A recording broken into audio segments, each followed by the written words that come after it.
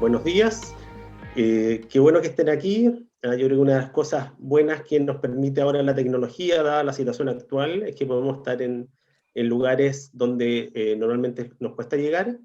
Entonces, para mí es muy entretenido, muy estimulante poder estar con ustedes y compartir lo que hago, sobre todo en el aspecto de la investigación.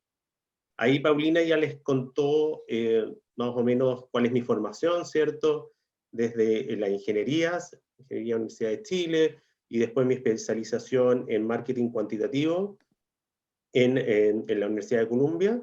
Así que si tienen dudas respecto a eso, si tienen comentarios, los podemos ver en cualquier momento, quizás más al final de la presentación. Los invito también a hacer preguntas a través del chat. Obviamente no voy a poder estar atento a todas esas consultas, pero hay personal de Ingenio que me puede ayudar con eso. Y si tienen preguntas entre medio, también levanten su mano y siéntanse con libertad de interrumpir en cualquier momento. Entonces, dejen contarles qué tipo de cosas yo estudio. ¿Ya? Desde la ingeniería o con las herramientas de la ingeniería, el tipo de cosas que yo estudio tienen que ver con el comportamiento de las personas. Y eso en dos ámbitos, en el ámbito de las preferencias y en el ámbito de las decisiones. Y en particular mirando las acciones que toman las personas, los usuarios, los consumidores, mírenlo en un aspecto bien, bien amplio. Y a ver, voy a ocupar el puntero porque es más fácil para irles indicando, ¿cierto? Y estudiar el comportamiento de las personas nos permite ayudar a organizaciones, distintos tipos de organizaciones, a tomar mejores decisiones. ¿Ya? Por ejemplo, empresas y empresas de retail con las cuales he trabajado, en las cuales estudio, tienen que tomar decisiones respecto de qué productos introducir al mercado, qué precios fijar por estos productos, qué promociones hacer, cuándo hacer las promociones, qué productos introducir, ¿cierto? ¿Qué surtidos? Si ahora hablamos más en general, qué surtido de productos tener. Y todo esto, lo que yo investigo, es intentando contestar preguntas del estilo, ¿cómo podemos entender mejor a las personas? ¿Cómo podemos entender mejor a los clientes? ¿Ya? Y vamos a usar, yo les voy a dar algunos ejemplos del uso de modelos estadísticos sin entrar en detalles, sino que más que nada respecto de lo que hacen, modelos estadísticos, matemáticos, para responder estas preguntas. ¿Sí? ¿Vamos bien?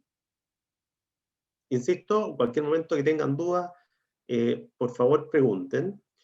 Para motivarlos, yo les voy a dar hartos ejemplos. Vamos a ir saltando un ejemplo a otro, entonces van a haber varios ejemplos durante esta presentación. Si tienen dudas y quieren profundizar, por favor, los invito a que hagan sus preguntas.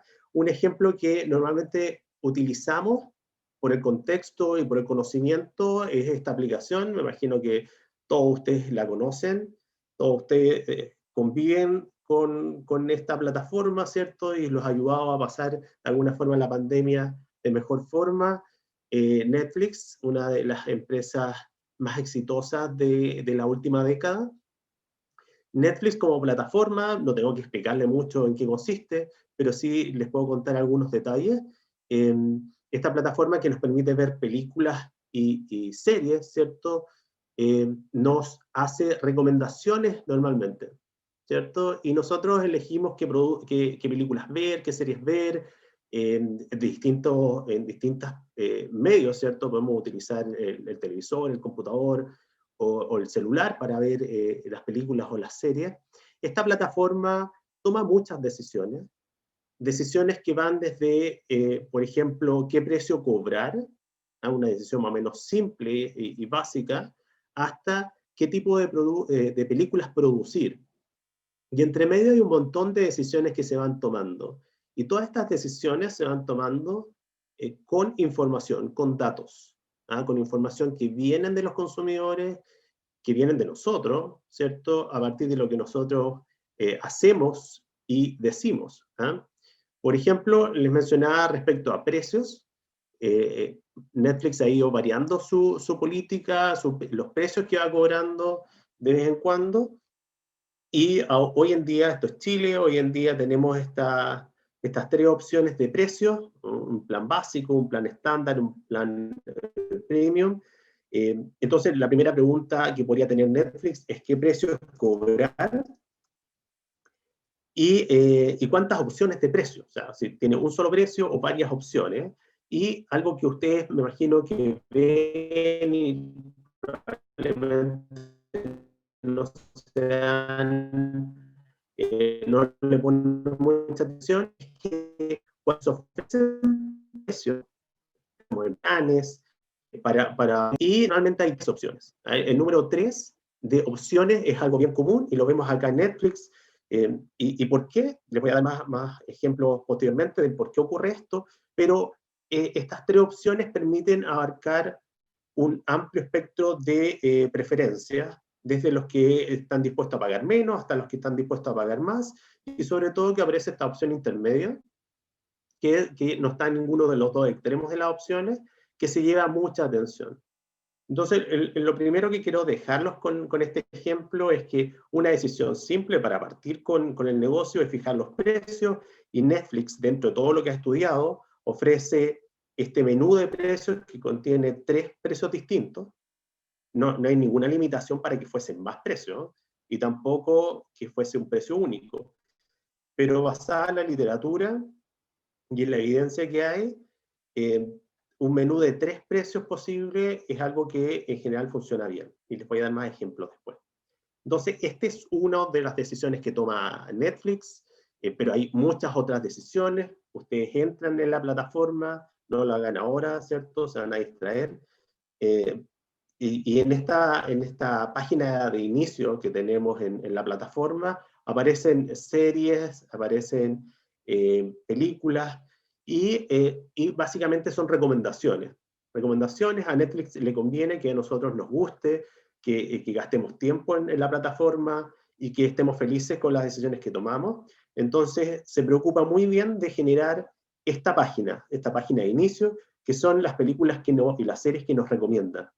¿Y cómo nos recomienda esta serie de películas y series? Fíjense que hay un número bastante grande de posibilidades, y aquí están apareciendo 4 por 5, 20 o algo así de posibilidades. Obviamente uno puede irse moviendo, pero este subconjunto de posibilidades es basado a lo que yo he visto, lo que yo he encontrado que me ha gustado, ¿cierto? Y ellos, utilizando mi información, pero también utilizando la información de todos los otros usuarios y de los otros usuarios que ven cosas parecidas a las mías, generan esta serie de recomendaciones. ¿Ok? Entonces, quiero comentarles que esta pantalla de Netflix es fundamental para el negocio. Si a nosotros no nos interesa, no estamos contentos, nos cuesta mucho acceder al contenido, ¿cierto? Si gastamos media hora buscando alguna película que nos guste, probablemente nuestra experiencia no va a ser buena. Y por lo tanto, el sistema de recomendación de Netflix es fundamental, fue fundamental desde su inicio hasta lo que tenemos en su versión de streaming actual. ¿Qué es lo que hay acá? ¿Qué es lo que hay por detrás? Muchos datos. Estos datos se convierten en información. En la medida que procesamos los datos, se convierten en información. Esta información viene de muchos clientes, y muchos clientes diversos. A no todo el mundo le gustan las mismas series y las mismas películas, y por lo tanto hay que lograr asignar usuarios que sean parecidos o que tengan gustos parecidos a los míos para generar estas recomendaciones. Y un último punto que hace muy interesante y a la vez desafiante este contexto es que es muy dinámico.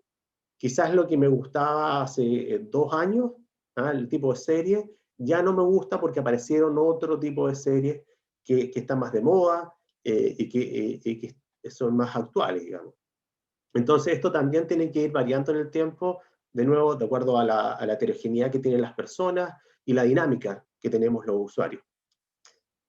Entonces, ¿qué tan importante? Es muy importante no solo en Netflix, sino también les puedo comentar que en Amazon, que es una plataforma, un retailer online, una empresa que vende productos a través de Internet, que comenzó vendiendo solo libros y hoy día vende prácticamente todo.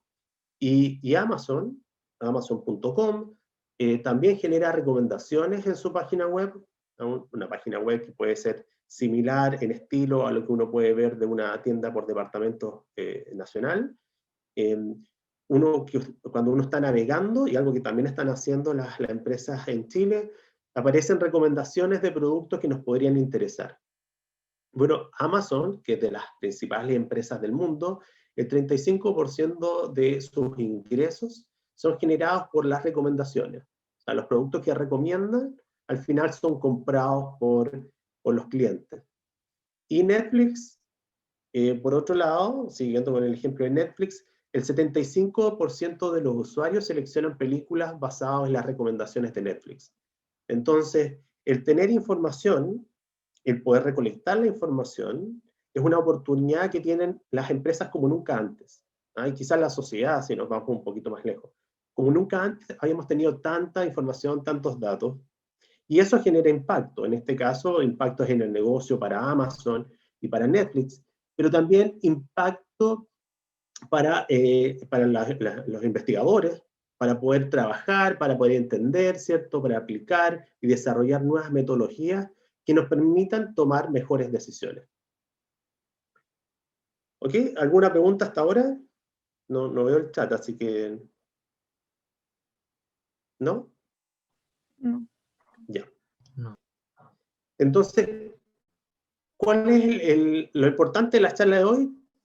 De que hay muchos datos, muchos datos que se están generando todo el tiempo de manera continua, son muy diversos, y hay desafíos, ¿cierto? Hay desafíos desde la academia, de cómo analizar estos datos, cómo tomar decisiones.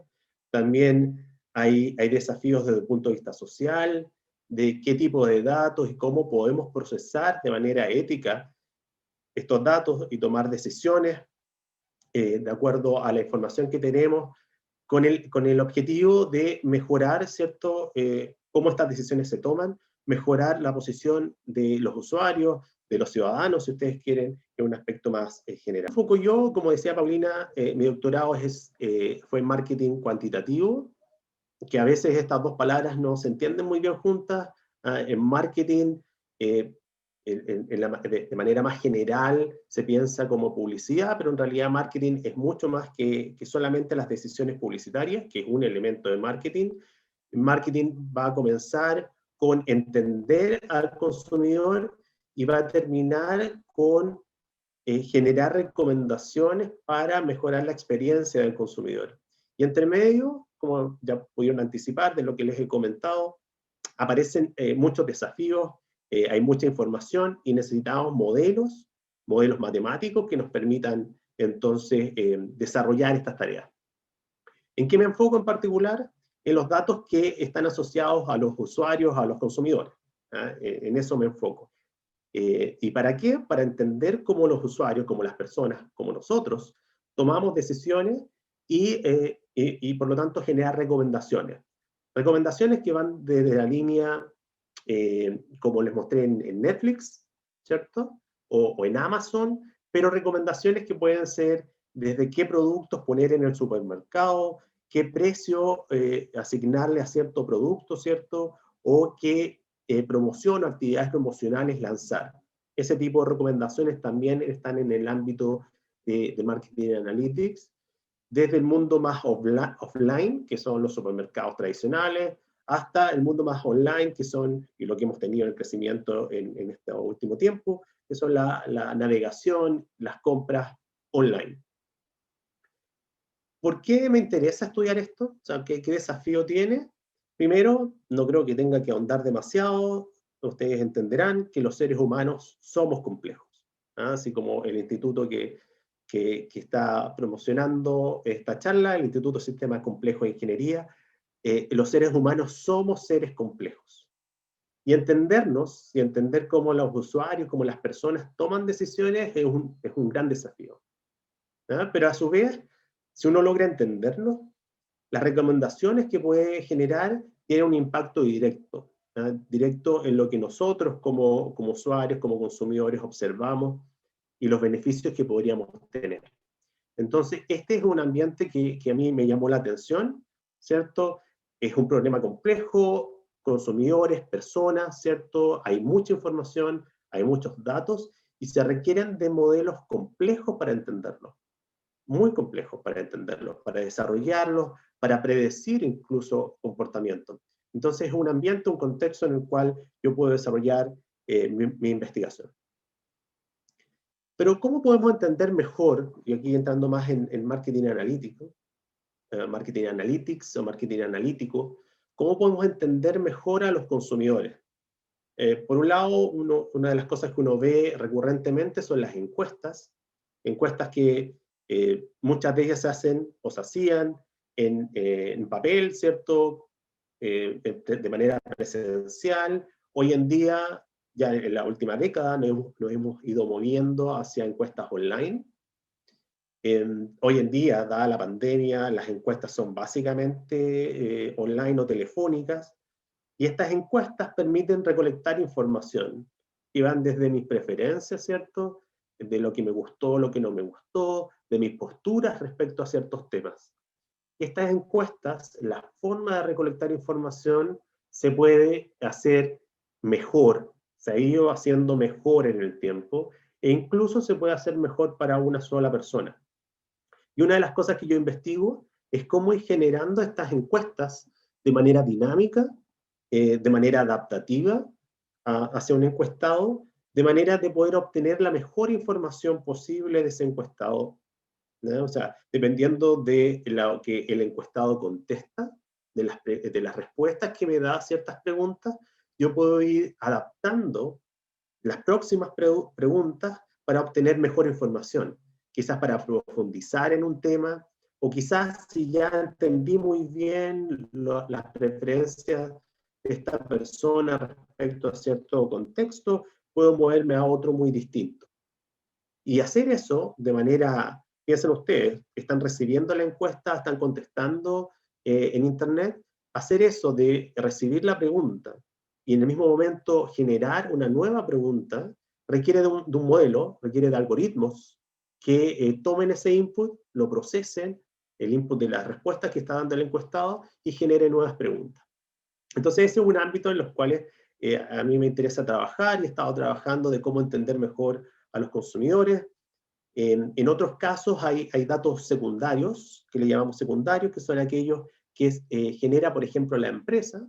¿Ah? Las empresas recolectan información de las transacciones, pensemos en las tiendas por departamento, y que recolectan información de los productos que cada usuario, cada consumidor compra, o las empresas de telecomunicaciones que recolectan información de tráfico, de llamadas o uso de las redes móviles.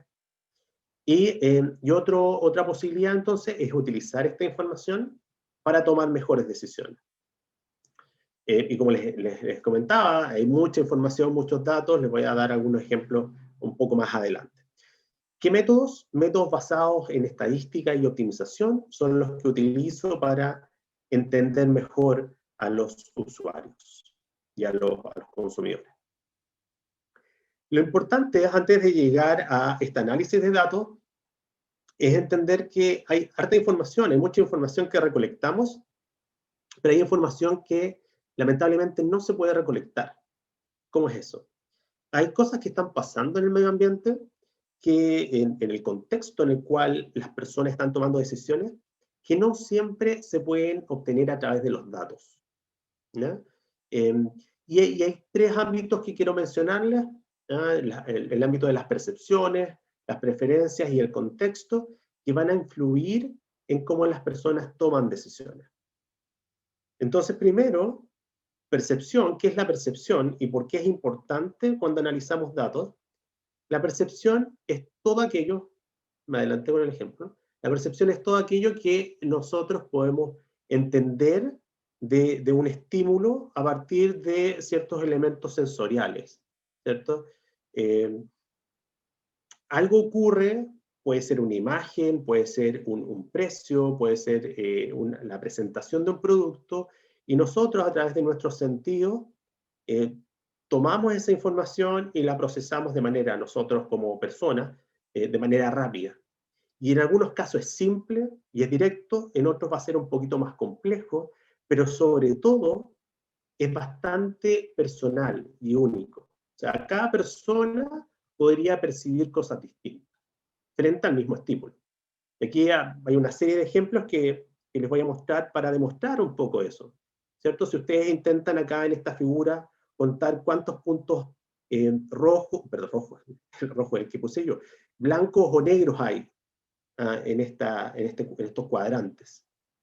Si ustedes intentan hacerlo, no va a ser tan simple. No es que tengan ustedes un problema a la vista, no se preocupen, es porque es un problema complejo de resolver y porque aquí nuestro sentido de la vista nos juega una mala pasada.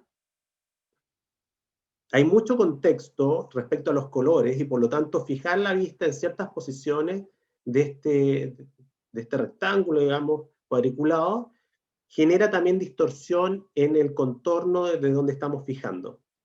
¿Cuál es el punto relevante? El punto es que me es difícil saber exactamente cuántos puntos blancos y negros hay, pero si tuviese que tomar una decisión, voy a ocupar ciertos elementos que tengo y voy a tomar esta decisión de cuántos blancos y negros hay. Y eso va a ser bien distinto para una persona y para otra. E incluso podría ser distinto si yo le pongo mucho esfuerzo a esta tarea versus si lo hago más o menos relajado y quiero pasar a otra tarea rápidamente.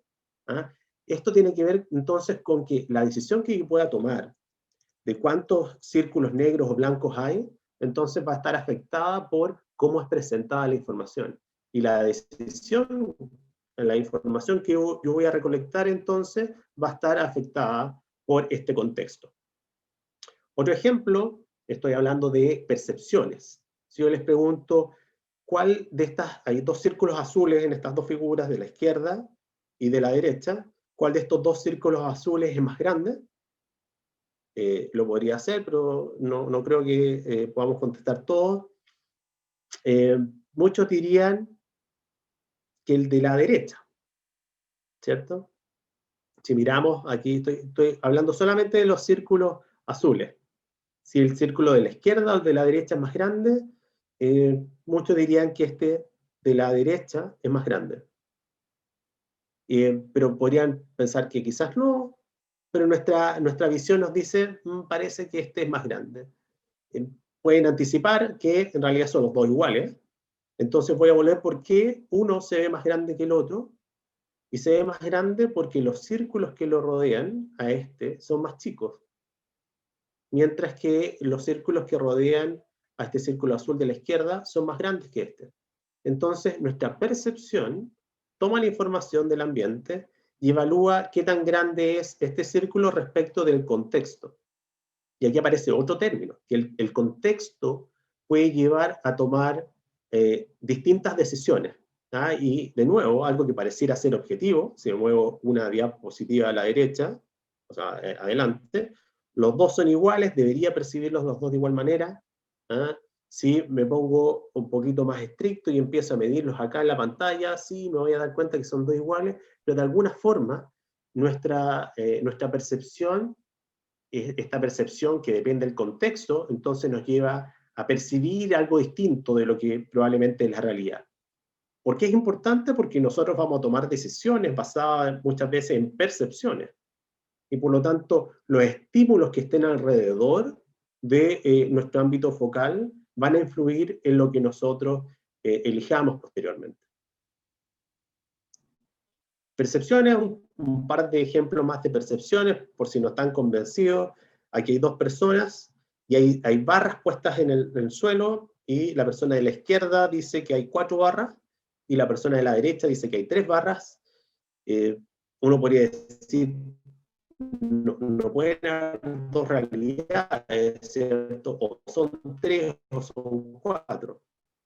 Pero aquí nos ponemos desde el punto de vista de esta persona y con todo, después pongo y de nuevo es un gesto visual, pero el punto que está detrás es que esto que cada persona evalúa, percibe y eventualmente en base a eso toma decisiones, va a depender de dónde está parado. Y probablemente va a depender de su historia, ¿cierto? Y no solo del contexto del momento, sino que también de otros elementos que uno podría considerar si es que tiene la información, pero muchas veces no, Y por eso se llama que esto, en este contexto hay mucha incertidumbre. ¿Ah? Hay elementos que son tangibles, ¿cierto? Hay información que se tiene, pero también hay información que no se tiene y que nosotros en los modelos matemáticos que desarrollamos incorporamos. ¿Ah? Incorporamos la incertidumbre que hay respecto a la información que está y la información que no está en nuestras bases de datos. Este otro ejemplo va en la misma línea. Si este cuadrado A o B, cuál de los dos es más oscuro, de nuevo se ven muy distintos y depende por el contexto en el cual. Fíjense que el B está rodeado por cuadrados que son más oscuros que el B, el A al revés, eso parece ser, pero en realidad los dos tienen el mismo color. ¿Ya? Entonces, las percepciones van a influir en cómo las personas toman decisiones. Y por lo tanto, incorporar estos elementos de percepción, cuando estamos nosotros recolectando datos o estamos analizando datos, es muy importante. ¿Preguntas? No. Yo no, profe. Ya. Perfecto. Insisto, si tienen preguntas las pueden escribir por el chat también, y ahí me pueden comentar ustedes si es que es necesario que clarifique algo. Si pasamos desde percepción a preferencias, preferencias son una vez que ya tomamos ciertos elementos de las alternativas, podemos tomar alguna decisión. O sea, evaluamos los costos y los beneficios que tiene cada alternativa, un producto. Piensen ustedes si van al supermercado a comprar un producto, ven el precio, ven el contenido, ven distintos elementos del producto, ustedes lo evalúan y en base a eso determinan si hacen la compra o no hacen la compra. Ricardo, Entonces, tenemos una pregunta en el chat. Sí. No sé si prefieres que la leamos ahora o la dejamos para el final, como tú prefieras. Si quieres, hazla ahora Ya. y veo si se cansa, si no la muevo para después. Ya. Maximiliano Godoy pregunta, ¿qué pasaría si quitamos el factor humano de esta ecuación y solo dejamos la lógica? ¿Se puede llegar a un resultado óptimo? Perfecto, muy buena pregunta. Exactamente, si fuesen máquinas tomando decisiones, si las máquinas estuviesen tomando decisiones normalmente, a menos que pasen ciertos elementos externos, podríamos ver siempre las mismas decisiones. Y por lo tanto, uno podría anticipar lo que la máquina va a hacer, si es que uno ya conoce cuál es el algoritmo que está detrás, cuál es la programación que está detrás de esta máquina. Obviamente siempre puede haber algún espacio de incertidumbre, pero sin duda es más fácil, o podría ser más fácil en ciertos contextos, predecir lo que una máquina va a hacer, porque está programada de cierta manera, versus lo que un consumidor va a hacer. Entonces, efectivamente, analizar máquinas es más fácil que analizar personas. Y tenemos otra pregunta que habla sobre el tema de la regulación de los datos. Raúl Rojas dice si existe algún organismo que regule nuestros datos a nivel mundial. Me imagino que se refiere a la privacidad de los datos. ¿Está Raúl o no? Sí, efectivamente dice que es correcto, que él se refiere al tema de la privacidad de los datos. Si existe alguna organización mundial que se dedique al tema de la regulación de la privacidad de los datos de las personas. Ya, exactamente, ese es un tema súper importante. Yo diría que hace 20 años no era un tema relevante, hoy en día es mucho más importante que antes. Hay instituciones que están comenzando a regular la privacidad de la información. Por ejemplo, en Europa está mucho más avanzado que en el resto del mundo. Si ustedes se meten a muchas páginas europeas y lo que ha ido permeando en el resto del mundo, es que uno tiene que aceptar ahora ciertas condiciones que te dicen, si usted entra a esta página, nosotros vamos a registrar cierta información, ¿cierto? Y las páginas están obligadas a hacerlo. Siendo más en general, la regulación está pendiente y está atrasada, pero está avanzando en esa línea. Respecto a qué tipo de información se puede recolectar siquiera, y de la información recolectada, qué tipos de uso se les puede dar. Es algo que está avanzando, pero por ningún motivo está cerrado, ¿cierto? O probablemente es suficiente. Yo creo que todavía queda mucho espacio Yo creo que en Chile todavía vamos atrasados en esa línea, es una discusión que se ha estado dando, pero no hay regulaciones estrictas al respecto. Pero uno esperaría que los próximos años así lo fuese. Ok, Tenemos dos sí, preguntas más, no sé si prefieres ya. irlas dejando para después o la primera se refiere a... Dijo que mientras más información se genera, más datos se generan, más datos atraen más clientes, lo que atrae más clientes. ¿Qué pasa con aquellos negocios que proporcionan un número limitado de servicios? Por ejemplo, una panadería. La segunda pregunta dice, ¿existe un punto importante en relación a lo que manifiesta Raúl Rojas? Por ejemplo, un documental de Netflix nos habla acerca del uso de nuestros datos e intereses que son espiados a través de redes sociales como Facebook, Instagram y otros, quienes nos vinculan a avisos comerciales de acuerdo a nuestros intereses. Ya, Y llegó perfecto. otra pregunta, así es que no sé si prefieres ir contestando de inmediato o dejamos que estas tres No, preguntas para dejemos para contestar el en... final, pero no le quiero hacer el quite a esas dos preguntas, y probablemente las podemos discutir al final, si nos queda tiempo. Lo primero, respecto del volumen de ventas que tenga una empresa, todas las empresas pueden recolectar información, y de alguna forma lo están haciendo, desde el almacén de barrio hasta el gran retailer, ¿cierto?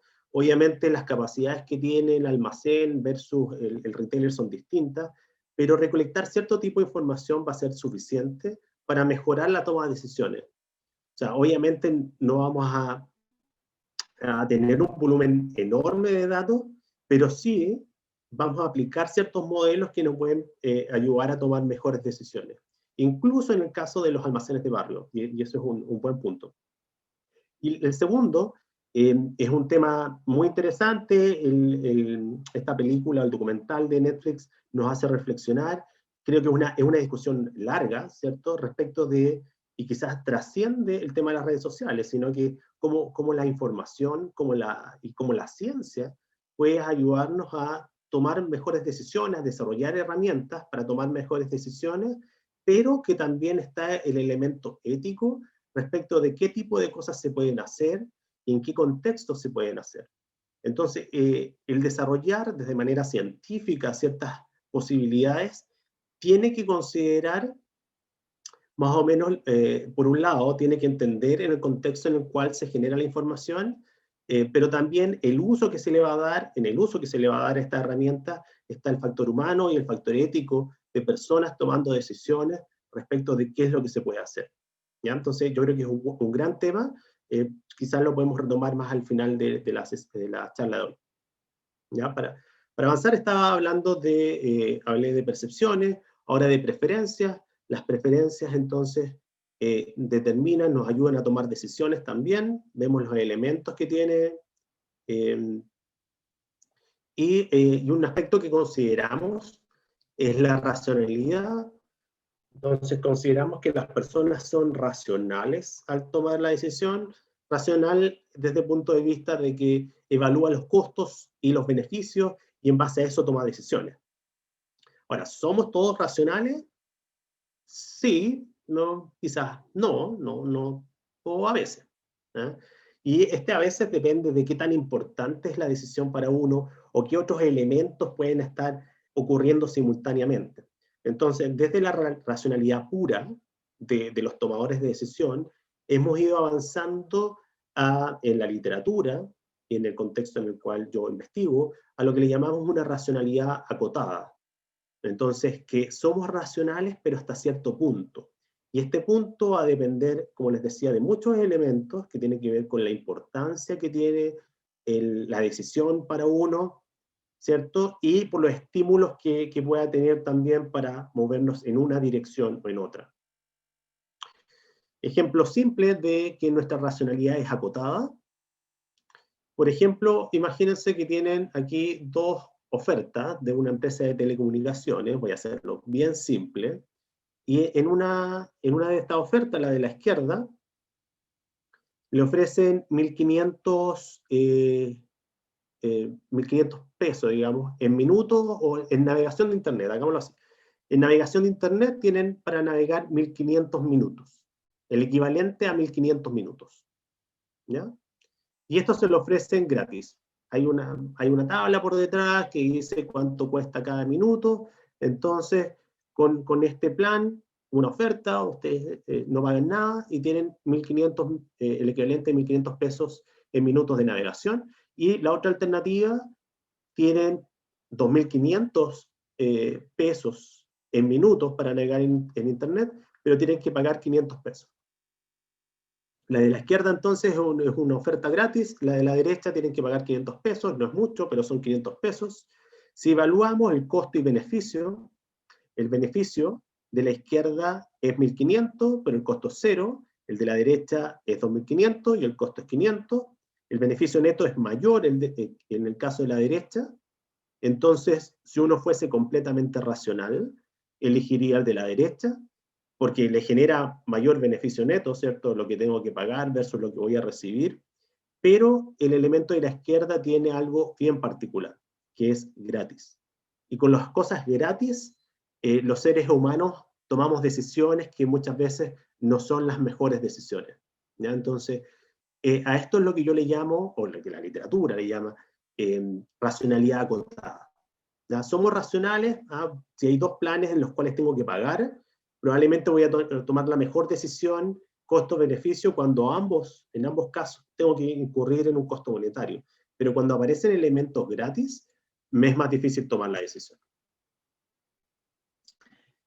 Y en el ámbito entonces del contexto, el contexto en el cual se toman las decisiones afectan estas mismas decisiones. Y aquí hay algunos ejemplos cortos que les voy a comentar. El contexto puede ser definido de distinta manera. Un contexto que aparece en muchas decisiones es la música de fondo, y cómo la música de fondo nos lleva a tomar ciertas decisiones. Piensen ustedes en la música de fondo de los supermercados, por ejemplo.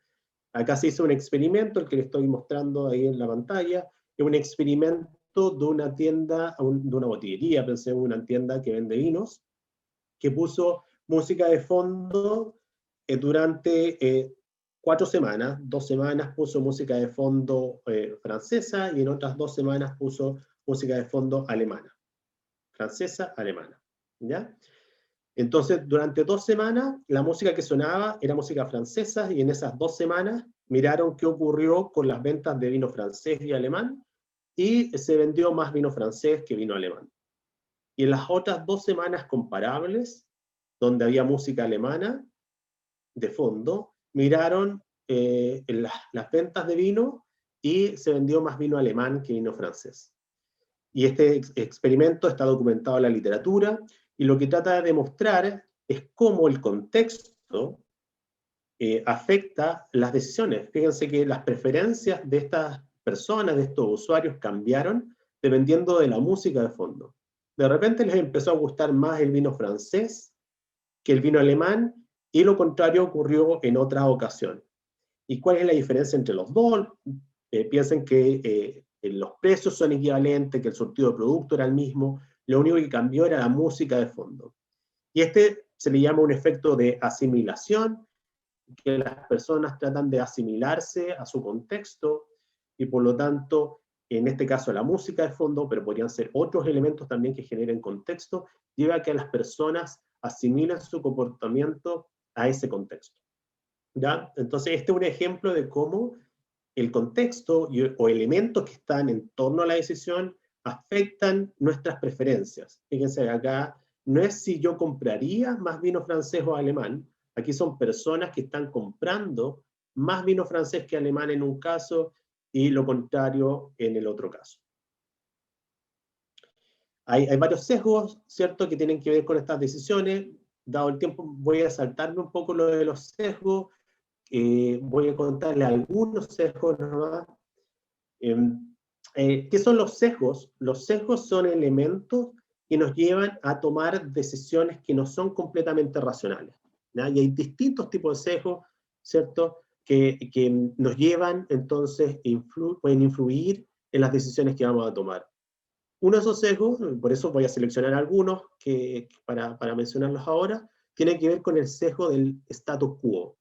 Status quo significa que mantener las cosas como están. Que el sesgo Este sesgo se refiere a que los seres humanos vamos a preferir ciertas alternativas que muestran estabilidad por sobre alternativas que generen cambios. ¿Ah? Eso en general, obviamente hay ejemplos en los cuales eso no se cumple, pero estoy hablando en general. Por ejemplo, si uno está comprando en Internet, y hay distintas opciones de computadores donde uno puede incluir o no ciertos elementos. El cambiar los elementos en general va a hacer que las personas se sientan que pueden estar perdiendo algo, ya sea dinero o ciertos componentes del computador importantes, y por lo tanto van a preferir la opción por defecto. Y eso también puede aparecer con planes de salud o con los combos en comida rápida. Dejen mostrarle algunos ejemplos más o menos simples para que entiendan este sesgo del status quo. Imagínense que ustedes entran a una página web a comprar un computador, ¿cierto? Todos estos computadores se ven espectaculares. Si ustedes entran a comprar el computador, siempre pueden cambiarle algunos elementos. Más memoria, incluso cambiar el tamaño de la pantalla, ciertos elementos del computador. Sin embargo, estas empresas ofrecen una opción por defecto. Y esa opción por defecto es en general la que se lleva un mayor porcentaje de las ventas. ¿Y por qué? Porque como seres humanos tenemos unos más, unos menos, aversión entonces a cambiar desde el elemento por defecto, y este sesgo del status quo entonces nos lleva a tomar esa decisión. Por ejemplo, y este es un ejemplo interesante de donación de órganos. Aquí hay una lista de países y el porcentaje de consentimiento de donación de órganos, ¿ya? Sí, la población, ¿qué porcentaje de la población ha consentido a ser donante de órganos? Y aquí Dinamarca, 4%, Portugal, Polonia, etcétera, más por el lado del 100%. Y hay dos países acá, Alemania y Austria, que geográficamente, digamos, están al lado, que culturalmente son muy parecidos, y que sin embargo tienen un porcentaje de consentimiento bien distinto. Y la diferencia del por qué en un caso casi toda la población ha aceptado, ha consentido ser donante de órganos, y en el caso de Alemania es casi lo contrario. La diferencia entre estos dos países es cuál es la opción por defecto. Y en el caso de Austria, la opción por defecto es que todos son donantes, toda la ciudadanía es donante, a menos que tú decidas salirte, ¿eh? Decidas optar por lo contrario. Entonces, como la opción por defecto es que todos son donantes, es muy difícil salirse de ahí. Y en el caso de Alemania, pueden anticiparlo ustedes, que es justo lo contrario.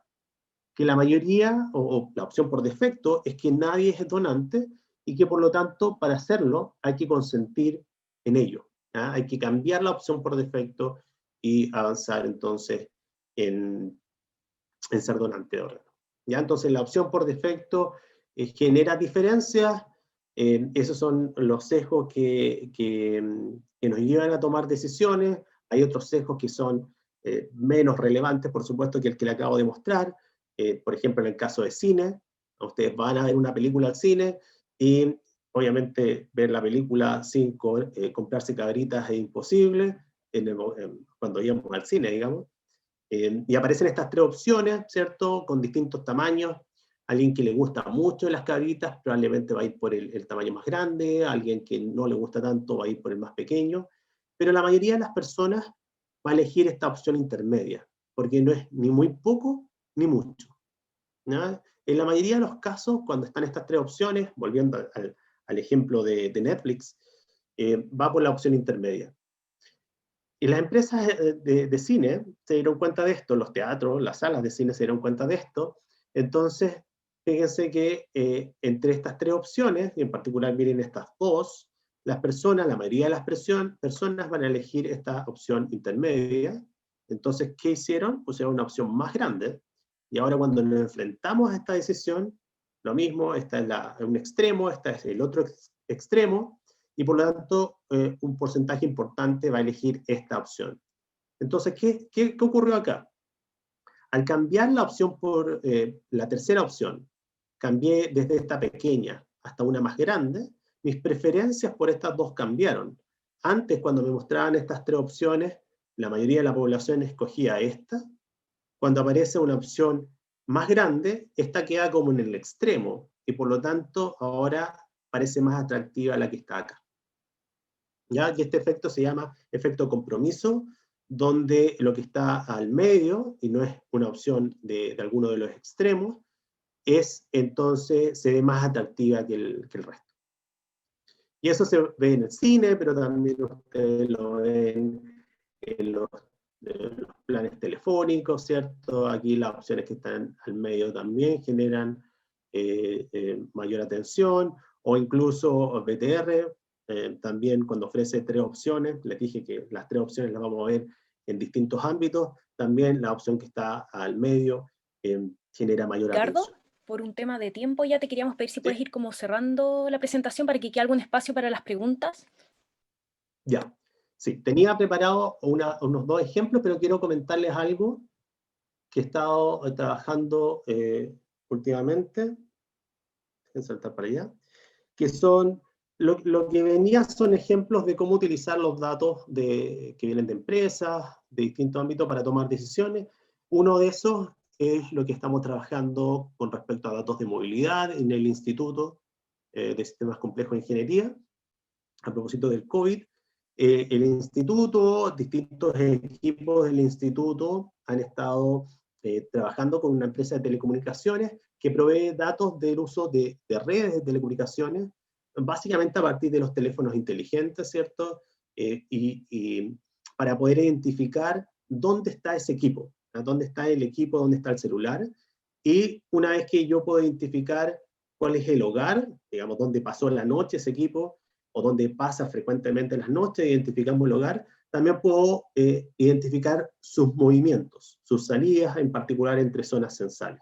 ¿Ya? Entonces, a partir de los datos de empresas de telecomunicaciones, que recolecta datos por distintos motivos, facturación principalmente, pero en este caso, desde el movimiento de estos equipos a través del uso de las redes de telecomunicaciones, nos permite identificar los movimientos.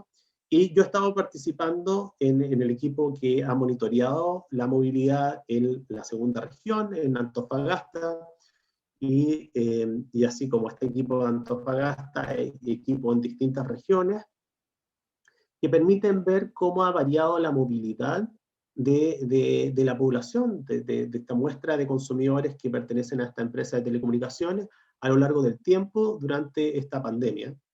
Y si miramos las dos primeras semanas de marzo, que son consideradas como nivel base, hemos visto cómo ha ido cambiando la movilidad, ¿cierto? De nuevo, cómo estos celulares, estamos asociando personas a estos celulares, han ido saliendo menos desde su zona hogar hacia otras zonas. Y esto en Antofagasta vimos como una caída en la movilidad con el cierre de los colegios en las segundas 2 semanas de marzo, y luego se mantuvo, aparecieron las cuarentenas, cosa que en todo el país hemos vivido, y hemos visto también monitoreado el efecto que tienen las cuarentenas en su duración, ¿cierto? Que tienen primero un impacto en la movilidad, reducen la movilidad, y luego este efecto tiende a desaparecer cuando las cuarentenas empiezan a alargarse. En la segunda región hay ciudades, hay comunas que han tenido 2 cuarentenas antes de pasar a estas etapas de transición, y eso también lo hemos estado monitoreando en el ICI. ¿Ya? Entonces, este tipo de información, entonces, que viene desde las empresas, ¿cierto?, respecto de lo que los usuarios hacen, permite monitorear, en este caso la movilidad, para poder tomar mejores decisiones. Y a partir de esta información se pueden tomar decisiones respecto a los efectos que tienen las cuarentenas, ¿cierto? O también se pueden tomar decisiones respecto de dónde uno podría ir a realizar los test PCR, respecto de esta relación entre movilidad y contagio, ¿cierto? Si uno quiere reducir el número de contagios y logra asociarlo con la movilidad de la población, por lo tanto, esta información podría ser útil para identificar qué segmentos de la población, zonas censales, incluso más allá de comunas, puede ir muy al detalle de qué zonas censales o qué grupos de zonas censales podría uno ir a monitorear para reducir la velocidad del contagio. Eso, sé que pasé por hartos temas y quedaron algunos fuera, pero dejemos un espacio para preguntas, yo puedo profundizar en lo que ustedes estimen conveniente. Acá en el chat se juntaron algunas preguntas. La primera, y quizás va como para un verdadero o falso, es un comentario de Bastián Arriagada que dice: las cookies que uno acepta en los navegadores web guardan información que pueden servir para luego basarse en nuestras búsquedas y posteriormente obtener recomendaciones en distintos servicios que requieren de conexión a Internet. Eso quizás lo puedes comentar de manera rápida. Sí, ¿Verdadero o falso? Eso es verdadero. Bien. Vamos a bueno, no sé si quieres retomar la pregunta respecto de qué pasa con aquellos negocios que proporcionan un número limitado de servicios, por ejemplo, la panadería. Sí, eso yo creo que no profundizaría más. Lo único que agregaría es que distintas empresas tienen distintas capacidades y por lo tanto los modelos que uno pueda utilizar van a variar también, pero incluso en los contextos en el cual tenemos poca información, podemos, mediante modelos más simples, pero modelos al fin y al cabo, tomar decisiones útiles. ¿Ya? Respecto, por ejemplo, pensemos en la panadería, de cuánto producir cada día, si uno tiene series históricas de ventas del pan en los últimos años, y eso como función del precio, uno puede establecer modelos más o menos sencillos que nos permitan pronosticar cuánto va a ser la demanda en los próximos días y que eso nos ayude a tomar decisiones. ¿Ya? Entonces, incluso, como dije hace un rato, almacenes pequeños versus grandes tiendas de retail, todos enfrentan desafíos distintos, pero se pueden tomar decisiones a partir de la información que se tiene. Aquí hay una pregunta que, para dejar al final, digamos, la del documental y la de los datos, que imagino que es algo que a muchos les llama la atención también. Hay una pregunta que dice: ¿cómo saben qué cosas nos pueden llamar la atención o si es que lo ven por tendencia mundial? Ya, muy bien, ese es un otro gran tema. Lo que se llama, o lo que la literatura menciona en este ámbito, se le llama testeo A/B, A/B testing, testeo A/B. Y lo que hacen estas empresas es hacer una serie de experimentos con nosotros de manera recurrente, y son experimentos relativamente cortos. No lo hacen con toda la población, lo hacen con ciertos grupos. ¿Y en qué consiste el experimento? En ir probando cosas. ¿Ya? Imagínense que Netflix va a recomendar una película y tiene dos posibilidades para su carátula. ¿A qué imagen poner para que nos llame la atención, si es que nosotros vamos a verlo o no? Y tiene dos posibilidades y no sabe cuál de las dos es mejor. Y por lo tanto elige un grupo que le muestra un tipo de carátula, a otro grupo que le muestra la otra, y lo pone en la plataforma.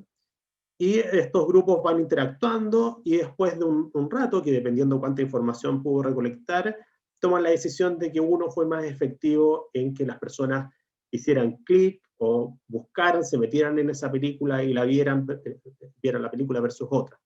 Entonces, estas empresas y todas las empresas que hoy en día pueden cambiar cómo se despliega la información rápidamente, estoy pensando en las empresas que venden a través de Internet o las plataformas digitales, utilizan mucho este concepto de A/B testing, testeo A/B, que van corriendo y probando cosas. Es prueba y error todo el tiempo, y lo hacen con un grupo de usuarios, toman la decisión y la mantienen por un tiempo hasta que aparezcan otras alternativas. ¿Ya? Entonces, esto está ocurriendo, seguro que alguno de ustedes puede haber sido parte del experimento, tienen millones de usuarios en el mundo, digamos, y en Chile también tienen muchos usuarios, entonces no necesitan probarlo con todos los usuarios, sino que con una muestra bastante pequeña pueden tomar decisiones. Tenemos una pregunta de Diego Walker que dice: usted dijo que muchas empresas reúnen datos de los usuarios y gracias a esos datos pueden hacer sugerencias. ¿Qué pasa con aquellas empresas que toman aquellos datos y los venden a otras empresas? Y en el caso de que aquellas empresas, las cuales roban tus datos, ¿qué sanciones se aplican? Perfecto. Todo eso está en el mismo ámbito de la otra pregunta, de qué tan regulado está hoy día el uso, la recolección de la información. Todavía hay mucho espacio para avanzar y hay muchas cosas que no están reguladas, de cuál es el uso que yo le puedo dar a la información. Muchas veces lo que hacen las empresas, cuando uno firma un contrato, en el contrato aparece en alguna parte de que la información que se recolecte va a ser usada para distintos fines relacionados con la empresa, pero no dice exactamente qué fines.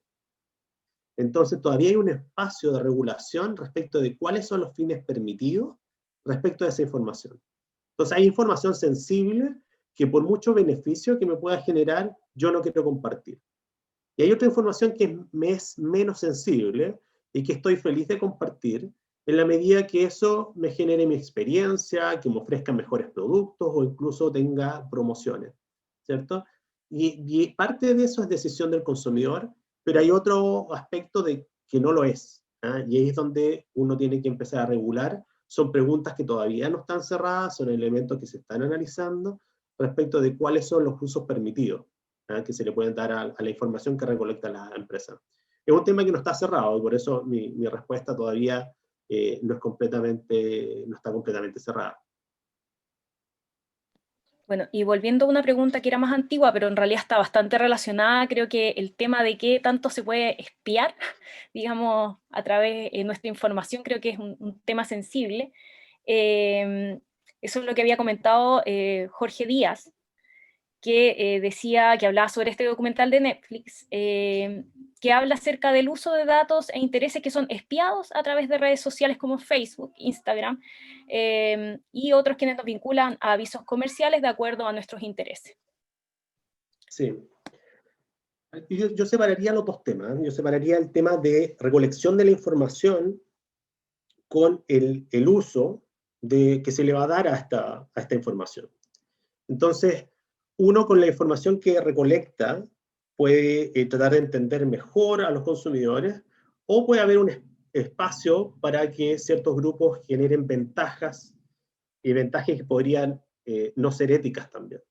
¿Ya? Entonces, nosotros, los científicos que analizamos estos datos, tratamos de entender mejor por qué las personas toman la decisión y generamos herramientas que vayan en esa línea.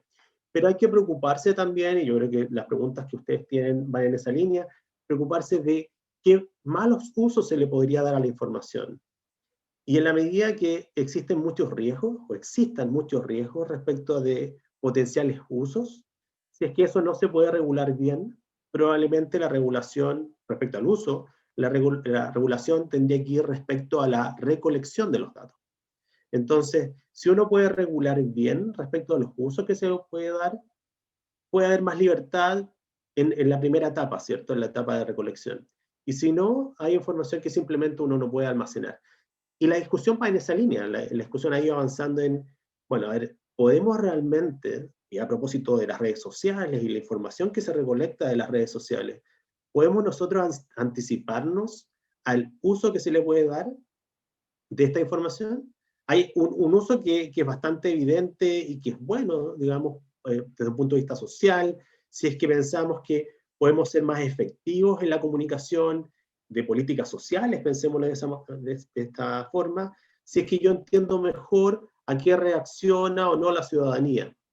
Pero utilizando probablemente las mismas herramientas, podrían haber ventajas que están por sobre o cruzando la línea ética, y si vamos por el lado de las noticias falsas también, que van en esa misma línea, que si no se pueden eliminar o que las empresas no pueden de alguna forma abordar, hay que preguntarse si es que se puede recolectar o no esa información. ¿Ya? Entonces, el documental, yo creo que varios de ustedes ya lo han visto, está muy interesante, hay distintos elementos, y uno puede estar más de acuerdo con algunos, con otros, pero el tema que plantea sin duda es súper importante y que hay que hacerse cargo. Y los distintos países lo están haciendo, unos más atrasados que otros, obviamente, pero se está avanzando en eso. Ricardo, te queríamos agradecer por tu tiempo y tu presencia esta mañana. También queremos agradecerles a todos quienes han participado en esta charla. Muchas gracias a ustedes.